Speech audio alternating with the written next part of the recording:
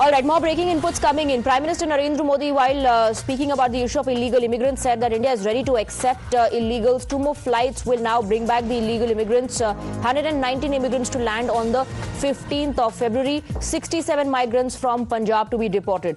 Let's in fact go across to Pavit, my colleague, who's joining us with more details. 67 migrants from Punjab and 33 migrants from Haryana to be deported, Pavit.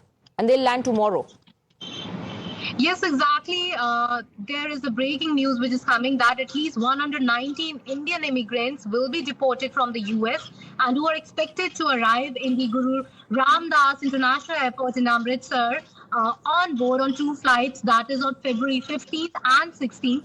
The officials have confirmed the same. They are saying that both flights are scheduled to land at Amritsar Airport. So the officials have said that around 67 people are from Punjab, followed by 33 from Haryana, 8 from Gujarat, 3 from Uttar Pradesh, 2 from Maharashtra, 2 from Rajasthan, 1 each from Himachal Pradesh and Jammu and Kashmir. So the reports that are coming as of now are stating that the deportees are scheduled to reach India over the weekend, that is 15th and 16th. And these include those people who have entered US through Mexico and other routes, but allegedly they tore their passports immediately after entering the US states. So this is being stated that earlier also we are aware that on February 5th, around 104 Indian migrants were deported from US in C-17 Globemaster, but it has to be seen now that will the US Army again bring its C-17 Globemaster to deport these public